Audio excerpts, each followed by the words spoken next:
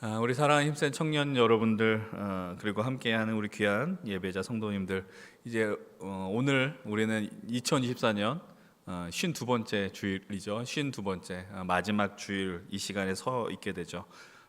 매년 우리가 이 시간이 되면 습관적으로 내뱉는 말이 있습니다.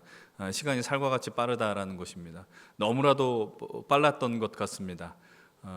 어쩌면 이럴 수 있을까? 2024년이라는 시간도 정말 신선하고 또 크고 또 때로는 이 시간이 언제 올까라는 하는 시간이었는데, 우리는 이제 바로 우리 눈앞에 2025년이라는 그 숫자 시간을 두고 있습니다.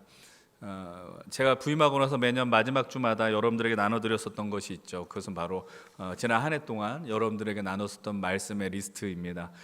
이 설교 제목과 이 본문이 오늘 우리에게 어떤 의미가 있을지는 모르겠지만, 그러나 여러분들 이 본문과 설교 제목들을 보시면서 지난 1년 동안 하나님께서 우리를 향해 주신 말씀이 무엇이고 또 우리가 어떠한 삶을 살았는가, 이 리스트를 보면서 확인하실 수 있었으면 좋겠습니다. 그리고 하나님 주신 은혜를 다시 한번 복기할 수 있었으면 좋겠어요. 그리고 여전히 내가 하나님의 자녀다라는 것에 감사할 수 있었으면 좋겠습니다. 여러분들을 이 자리까지 있게 하신 하나님께도 감사하시고, 특별히 이 자리 지켜준 우리 옆에 있는 지체들을 보면서도 함께 좀 격려, 위로할 수 있는 인사를 할 수 있었으면 좋겠습니다. 좀 쑥스러울 수 있습니다. 그러나 그래도 옆에 있는 분들 보시면서 과감하게 고백하십시다. 한 해 동안 수고하셨습니다. 함께 인사하십시다. 수고 많으셨습니다. 정말 수고 많으셨어요. 여러분 애썼습니다. 오늘 이 자리까지 오기까지 정말 애썼고, 여러분들의 삶에 지난 1년이 여러분들 인생에 어떠한 획을 그었던 시간이었을지도 모르겠습니다. 또 누군가에게는 잊고 싶은 시간이었는지도 모르겠습니다. 그러나 우리가 믿음으로 고백할 수 있는 건, 그 어떤 상황과 시간과 현실일지라도 우리가 주 안에 거하면 그 모든 것들은 합력하여 선을 이룰 것이고, 하나님은 또 우리를 그 시간들을 통해 하나님의 역사를 이루어 나가실 것이다 라는 사실입니다. 그 믿음을 갖고 우리 계속해서 이 길을 함께 걸어갑시다. 오늘 우리가 나눈 본문의 내용은 아주 간단합니다. 사도행전 20장의 말씀은 바울의 세 번째 여행 가운데 벌어진 에피소드입니다. 바울과 그의 선교 팀원들이 이제 에베소 사역을 마치고 새로운 여정을 떠나게 되죠. 그것이 바로 마게도냐로 향하는 여정이게 됩니다. 제가 여러분들에게 지도를 하나 보여드릴 텐데, 저기 위쪽에 있는 2번이라고 표기된 자리가 바로 마게도냐 지역입니다. 그곳에서 약 3개월의 시간을 바울과 선교팀은 보내게 됩니다. 그리고 바울을 위협하는 세력들은 너무나도 많이 있어서 그 제보를 받게 되고, 이제 바울과 일부는 따로 떨어져서 세 번째 위치인 드로아로 이동하게 됩니다. 드로아라는 지역은 오늘날로 치면은 터키 지역에 있는 우리가 흔히 트로이 목마라고 이야기를 하죠. 그 지역이 바로 드로아 지역입니다. 그래서 그 이후 한 5일 정도의 시간을 거쳐서 선교 팀원들이 있는 그 드로아에 이제 그 모든 팀들이 합류하게 됩니다. 오늘 우리가 읽지는 않았지만 본문 6절은 이렇게 표현하고 있어요. 제가 한번 본문 6절 이렇게 한번 읽어보겠습니다. 함께 읽겠습니다. 우리는 무교절 후에 빌립보에서 배로 떠나 닷새만에 드로아에 있는 그들에게 가서 이레를 머무니라. 드로아로, 그러니까 빌립보에서 드로아로 이동하는 그 여정이 사실은 사도행전 16장에서도 반복해서 등장하게 됩니다. 근데 그때는 이틀에 걸쳐서 드로아에서 빌립보에서 드로아로 갔다라고 이야기를 하고 있습니다. 그러나 오늘 본문에서는 닷새 만에 이동했다라는 것입니다. 그럼 이틀 만에 갈 수 있는 거리가 왜 닷새 만에 갈 수 있느냐? 그것은 바로 바울과 함께하는 그 일행들이 드로아로 가는 여정 속에서 어려운 환경을 만났다라는 걸 의미하는 거예요. 풍랑을 만났음을 의미합니다. 아마 바다 위에서 생사를 다투는 시간이 그 안에 있었을 것이고, 그래서 드로아에 도착했을 때 바울과 선교팀은 상당한 피로감에 아마 지나게 힘든 상황에 놓여 있다는 것을 우리는 상상할 수 있습니다. 그리고 그들은 그곳에서 일주일 동안, 이래 동안 머물렀다라고 성경은 이야기를 하고 있어요. 그리고 그곳에서 그들이 하는 일은 이제 바로 자신들의 베이스 캠프, 선교의 베이스 캠프인 수리아 안디옥을 향하여 떠날 채비를 그 드로아에서 했다라는 겁니다. 일주일 동안 회복의 시간을 갖는 것이죠. 아마 먹을 것도 챙겼을 것이고, 또 심신도 좀 회복한 시간이 필요했었던 것 같습니다. 근데 그곳에서 그들이 그냥 마냥 쉬지만은 않았다라고 성경은 이야기합니다. 오늘 본문 7절의 말씀입니다. 우리 7절 말씀도 함께 읽겠습니다. 그 주간의 첫날의 해 우리가 떡을 떼려 하여 모였더니 바울이 이튿날 떠나고자 하여 그들에게 강론할세 말을 밤중까지 계속하매. 그 주간의 첫날이라고 이야기합니다. 그 주간의 첫날은 바로 오늘 우리로 치면 주일이라고 이야기하는 것이죠. 주일, 바로 일요일을 의미합니다. 유대인들에게 주간의 마지막 날은 안식일이었고요. 그리고 토요일이죠. 그리고 그들은 초기 교회 역시 유대교 전통에 따라서 안식일에 모여 예배하였지만 이제 시간이 흘러서 우리는 이제 주님의 날이라고 고백하는 이 주일날 예배하게 되는 것입니다. 바울과 일행은 두로아를 떠나기 전에 지금까지 전도 여행을 통해 복음을 전했습니다. 그리고 그들이 그곳에서 영접한 예수님을 영접한 사건들을 그 들어와 있는 성도들과 함께 나누고 싶었던 것 같습니다. 왜 그랬을까 생각해 보면 우리나 이유를 통해 확인하게 되지만 바울은 다시 어떠한 선교 역사, 선교 여행을 계속 감당할 수 없는 상황이었다라는 것이죠. 아마 바울은 그걸 직감했었던 것 같아요. 그 이유는 더 이상 선교 여행을 감당할 수 없고 또 자신이 투옥되게 된다라는 것을 아마 느꼈었던 것 같습니다. 이 드로아를 향한 여정 역시도 다시는 내가 오지 못할 것이다라고 생각했던 것이죠. 그래서 드로아에게 있어서 바울은 더 마음을 다하여 복음을 전하려고 했었던 것이고, 반대로 드로아에 있는 성도들은 더 이상 바울의 이 설교, 복음을 전해 들을 기회가 없다라고 판단했었던 것 같습니다. 그래서 너무나도 소중한 나머지 이 시간을 하나님의 말씀을 나누는 시간으로 전하려고 했었다라는 것이죠. 근데 다시 한번 드로아가 어떤 곳인지 우리는 잠시 떠올릴 필요가 있습니다. 두 번째 지도를 보시면 제가 말씀드린 것처럼 드로아는 항구 도시입니다. 그리고 아까 이야기한 것처럼 트로이 목마, 그리스 로마 신화에 나오는 그 트로이 목마가 등장하는 곳이 바로 이곳이죠. 지중해에서 유럽 쪽으로 들어간 주요 항구가 바로 드로아였습니다. 드로아를 통해서 유럽으로 진출할 수 있었습니다. 그리고 반대로 드로아를 통해서 저 아시아 지역으로 또한 진출할 수 있었습니다. 쉽게 말씀드리면 드로아라는 지역은 무역이 활발하게 벌어졌던 곳입니다. 그리고 사람들의 왕래가 많이 있었던 곳이고, 그 곳에서 복음을 영접했었던 수많은 그리스도인들이 있었습니다. 근데 그곳에 있는 대다수의 그리스도인들의 신분이 많은 것을 갖고 있는 어떠한 귀족들이 아니라 힘겨움 가운데 있는 노예들, 일꾼들, 하층민에 해당하는 사람들이었다라고 많은 신학자들은 이야기를 합니다. 쉽게 말씀드리면 고된 노동에 시달려 있었습니다.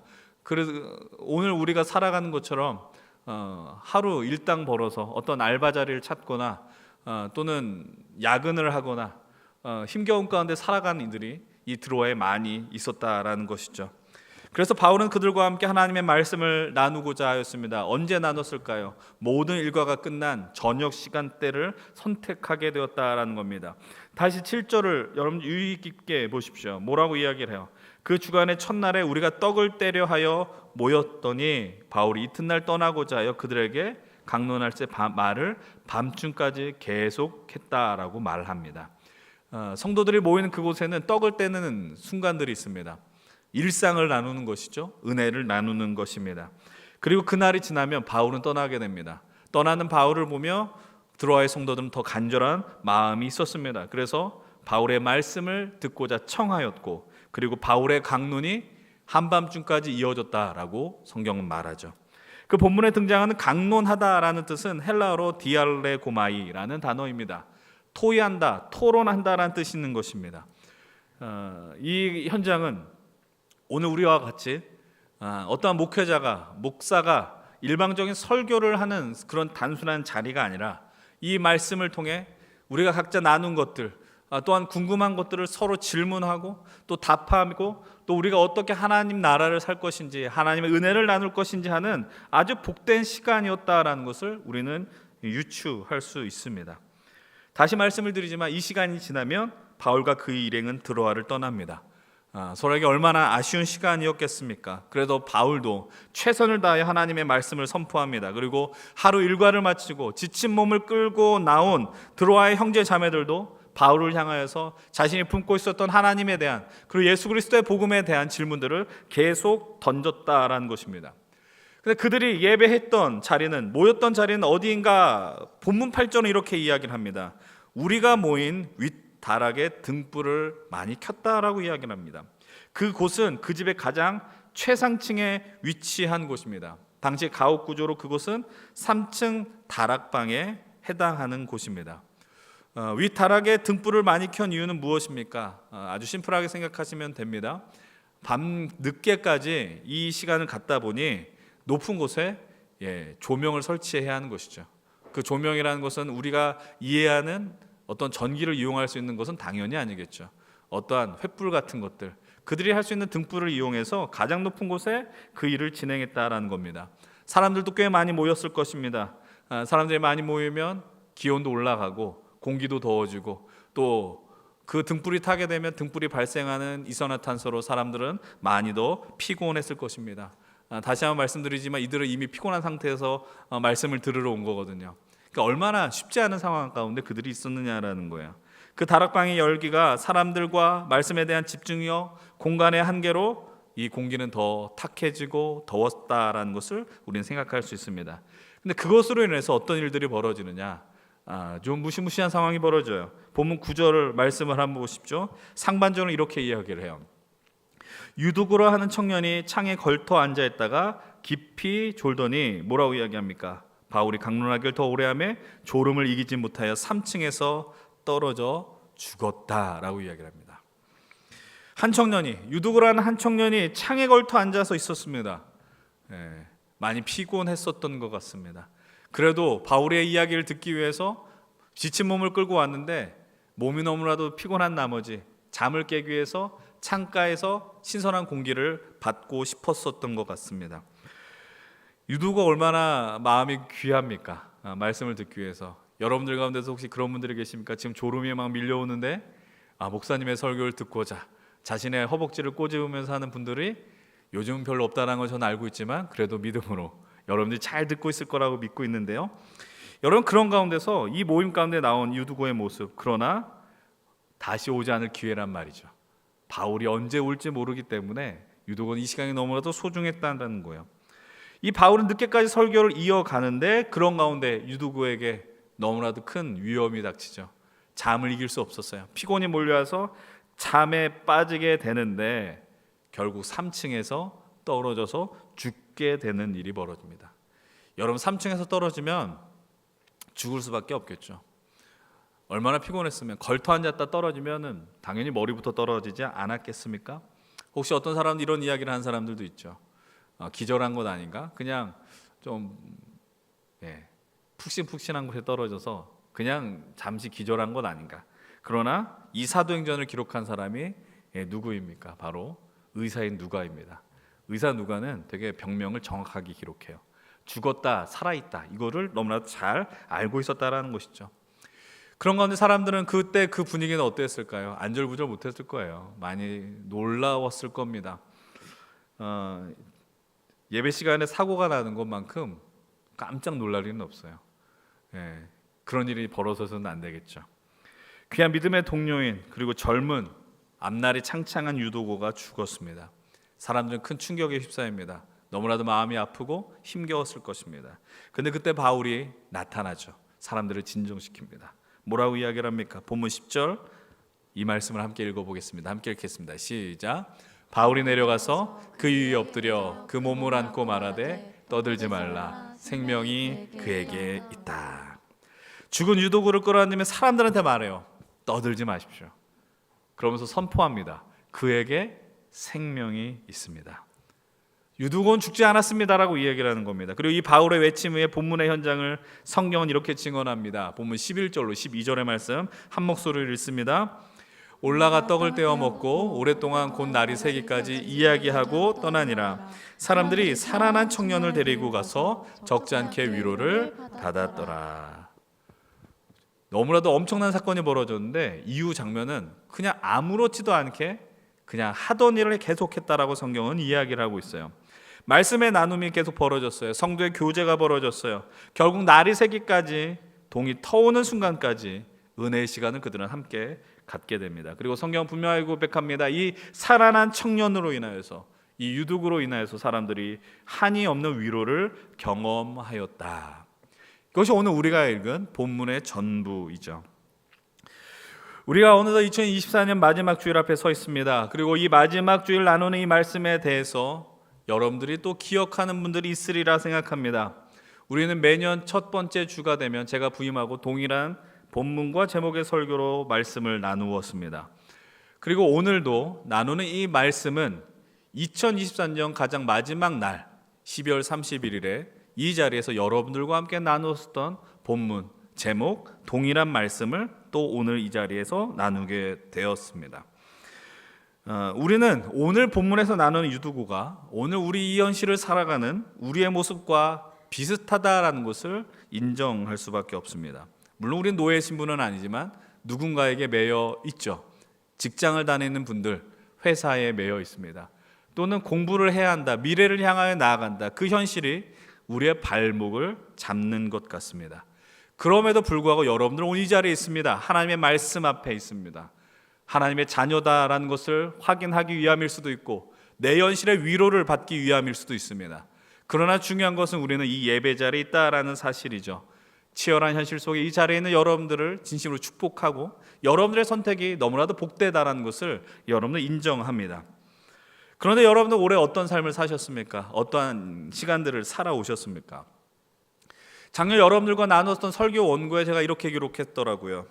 이렇게 기록했어요. 지난 한 해를 돌아보면 우리들은 주어진 현실에서 살아남기 위하여 애를 쓰고 있지만 되지 않는 것 같습니다. 청년 세대들을 향한 뉴스를 검색해 보면 희망의 소식보단 어둠의 소식, 그리고 정말 사사시대와 같이 어둠이 지쳐진 그런 소식들만 우리를 덮고 있는 것 같습니다. 이런 현실 속에서 여러분들에게 부탁드리고 싶은 것은 그 현실에 압도되지 않았으면 하는 것입니다. 제가 이렇게 기록했습니다. 그런데 오늘 말씀을 준비하고 오늘 우리에게 직면하는 현실을 보면서 사실 제가 작년에 이런 말씀을 나누었다는 건 이런 마음이 있는 거죠. 하나님, 올해 쉽지 않았습니다. 그러나 다가오는 시간이 조금 더 좋은 시간이었으면 좋겠습니다. 우리가 어둠 가운데 있었지만 다가오는 시간 좀 더 희망이 넘쳤으면 좋겠습니다. 그런 소망을 갖고 그 말씀을 나누었습니다. 그런데 오늘 우리에게 주어진 그 현실은 여전히 조금 민망한 것 같습니다. 그래서 이런 이야기를 또 나누는 것이 미안하다, 민망하다라는 생각이 들 정도였다라는 거예요. 작년보다 조금 더 나았으면 좋겠지만 오늘 별로 그런 것 같지 않습니다. 더 피곤해진 것 같습니다. 물론 모두에게 다 동일한 현실은 아닐 거예요. 나는 좋은데 왜 이렇게 목사님 계속 어둡다 그러지?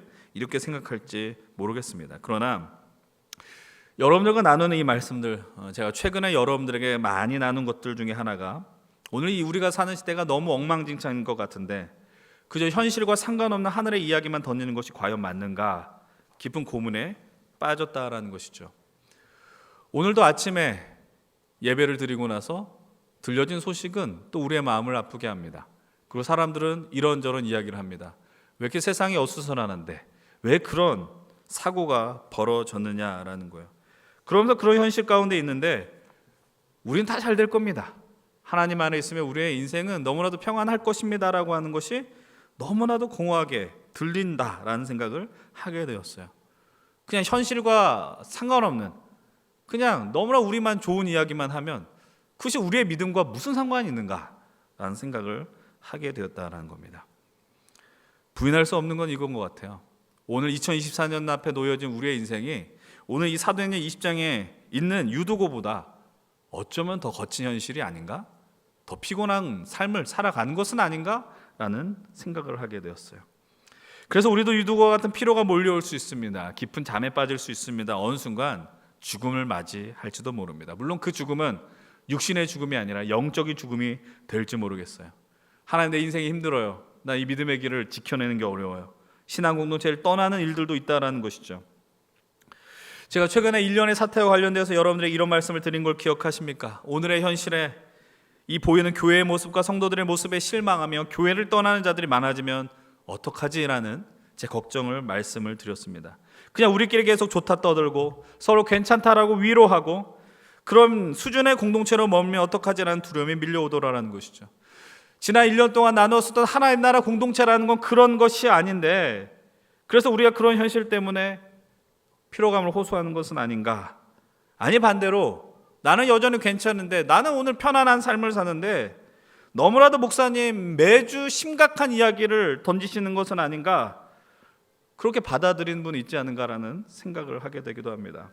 여러분을 제가 피곤하게 만든다면 정말로 죄송하지만, 그러나 여러분들 오늘 이 시대를 살아가시면서 내 믿음이, 내가 이 믿음을 지키고 살아가는 것이 오늘의 현실과 상관없다라고 생각한다면 저는 그것이 더 절망적인 것이라고 생각합니다. 나 예수님 때문에 행복해요. 나 예수 믿고 사는 게 즐거워요. 즐겁죠. 행복하죠. 그러나 그것이 내 삶의 영역으로만 머무른다면 그것만큼 공허한 신앙이 어딨냐라는 말씀을 드리고 싶다라는 거예요. 그러면서 스스로 정신을 차리죠. 나는 목회자다. 목사다. 나는 하나님 나라를 공동체를 꿈꾸고 오늘 우리에게 놓여진 이 피곤과 두려움, 몰려오는 것을 그냥 두고만 볼 수 없다라는 것을 생각하게 됩니다. 하나님이 우리를 왜 이 예배자를 불러내셨는가? 왜 우리를 연신교회로 모이게 하셨는가? 왜 이 믿음의 공동체로 모여서 하나님 나라를 꿈꾸게 하였는가? 다시 한번 아주 기본적인 이야기를 여러분들에게 드릴 수밖에 없다라는 겁니다. 그것은 바로 하나님이 이 어둠과 절망과 너무나도 소망을 발견할 수 없는 이 시대 속에서도 하나님은 우리를 살리기 위해 이 땅에 오셨다라는 것이고 우리에게 참 생명을 주셨다라는 사실을 놓쳐서는 안 됩니다. 그분은 우리에게 생명을 주기 위해서 당신의 생명과 우리의 생명을 맞바꿔 주셨다라는 겁니다. 다시 말씀을 드리면 우리의 삶의 피로가 가득함에도 불구하고 내가 이 자리에 있을 수 있는 이유는, 여러분들이 있을 수 있는 이유는 믿음이 좋기 때문이 아니고 여러분들이 강하기 때문이 아니고 주님의 사랑, 그 외에는 설명할 길이 없다라는 것입니다. 그래서 우리는 이 어둠과 우리를 졸음과 죽음으로 밀어낸 이 현실 속에서 우리의 믿음 가운데 중심을 잡고 살아가야 함을 오늘 이 말씀을 통해 발견하죠. 다시 한번 본문 10절에 시선을 두십시오. 10절의 말씀을 다시 한번 한 목소리로 읽겠습니다. 바울이 내려가서 그에 엎드려 그 몸을 안고 말하되 떠들지 말라, 생명이 그에게 있다 하고. 사랑하는 여러분, 이 사실을 믿으십니까? 우리 안에 생명이 있습니다. 생명이 있으니까 중심을 잡을 수 있어요. 생명이 있으니까 정신을 차릴 수 있어요. 생명이 있으니까 이 어둠 가운데 함몰되지 않을 수 있다는 거예요. 여러분 스스로 여러분의 영혼을 향해 선포하십시오. 나에게 영혼이 있다. 나에게 생명이 있다. 우리 연신교회에 생명이 있다. 우리가 함께하는 이 예배자리에 생명이 있다라고 선포하셔야 됩니다. 그래서 여러분들에게 부탁을 드립니다. 담대하게 말씀드리는 것은, 여러분들 피곤하시죠? 여러분의 삶에 더 힘을 내어서 무언가 만들고 싶지 않습니까? 근데 여러분이 피곤하다는 이유로 하나님을 만나는 게 어려운 것 같고 하나님 나라를 외면하는 것 같다라고 속단하지 마십시오. 그리고 하나님을 향한 적극적인 믿음의 움직임을 포기하지 마십시오. 왜 우리의 현실이 힘든 줄 아십니까? 간단합니다. 내가 생각하는 대로, 원하는 대로 되지 않기 때문 아니에요. 여러분이 계획한 대로 되지 않으면 하나님이 내 기도를 들어주지 않았어라고 이야기하는 것 아닙니까? 그런데 그것이 오늘 우리가 하나님 나라를 살지 못하는, 외면하는 납득할 만한 충분한 이유가 되냐? 결코 아니라는 거예요. 스스로 합리화하지 마십시오. 죄송한 말씀이지만 내가 주어진 현실 속에서 내가 믿음으로 살지 못하는 것에 대해서 자꾸만 스스로 합리화하는 버릇을 내려놓으셔야 돼요. 내가 이래서 예배하지 못해요. 내가 이래서 믿음을 지키지 못해요. 여러분 스스로 그 믿음을 갖고 나가셔야 돼요. 내년에 우리가 붙들려고 하는 큰 주제가 일상이라고 말씀드렸어요. 열심히 제가 최근에 트렌드에 관련된 책을 보면서 이런 표현이 있어요. 요즘에 유행하는 게 뭐냐? 아웃소싱을 한다는 거예요. 케어의 아웃소싱, 모든 걸 다 아웃소싱하는 거예요. 내가 헬스장을 다니는 이유도 내가 스스로 운동을 할 수 없으니까 누군가로부터 잔소리를 들어야 그것을 감당하는 거예요.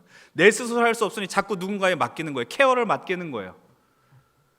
그런데 그걸 보면서 제가 문득 드는 생각이 뭐냐면, 우리가 우리의 믿음 생활도 자꾸 맡기는구나라는 걸 깨닫게 되었어요. 목사님 잔소리를 해주십시오. 목사님이 잔소리를 해야지, 설교에서 정색을 해야지, 예배 시간에 정색해야지, 그때서야 내가 믿음을 잘 지켜야 되는구나, 그제서야 정신 차린다라는 거예요. 아니에요. 여러분 하나님 앞에서 여러분이 스스로 믿음의 길을 가는 거예요. 누구도 여러분들의 그 믿음을, 여러분들의 그 중심을 가르쳐주지 않아요. 책임져주지 않아요. 담보해주지 않아요. 제가 여러분들 평생 붙들면서 어떻게 이야기하겠습니까?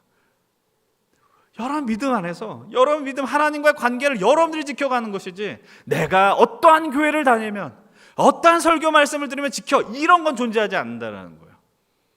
여러분 하나님 안에서 여러분이 진실로 하나님을 진실로 사랑한다면, 그분을 내 구원자로 고백한다면, 그리고 여러분이 아무리 피곤한 인생 가운데 있는다 할지라도 그분 안에 거하셔야 합니다.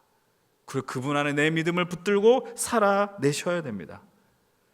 오늘 우리에게 주어진 그 현실이 어둠이 장애물이 하나님을 못 보게 하는 그것이 아니라 오히려 주님 외에는 내가 의지할 것 없다라는 담대한 믿음의 고백으로 전환되어야 한 줄로 믿습니다. 주님을 더 신뢰하십시오. 믿으십시오. 오직 주님만이 소망이 된다는 걸 믿고 나아가십시오. 여러분 피곤하지만 그래도 여러분들의 힘이 있습니다. 왜냐하면 함께하는 이 믿음의 동역자들이 존재하기 때문이죠. 여러분 오늘 본문 12절을 보십시오. 저는 이 역사가 오늘 우리 안에 벌어지며 우리를 통해 세상 가운데 벌어져야 된다고 믿습니다. 함께 12절 말씀 함께 담대하게 읽겠습니다. 사람들이 살아난 청년을 데리고 가서 적지 않게 위로를 받았더라.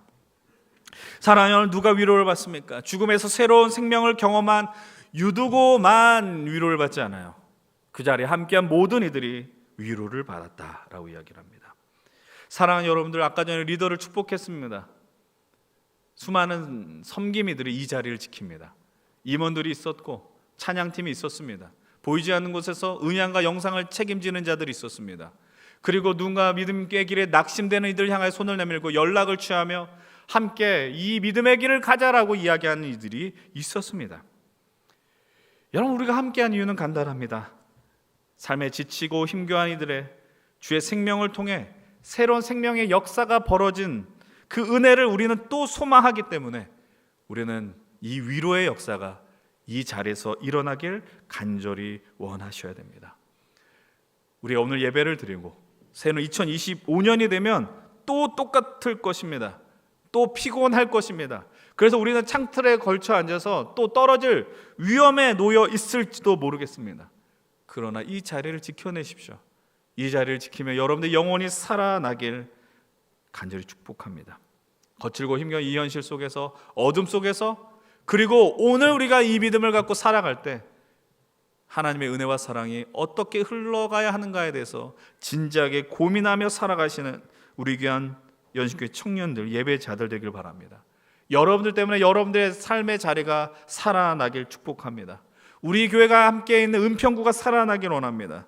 우리로 인해 대한민국과 조국교회가 주님의 영광으로 충만하길 원합니다.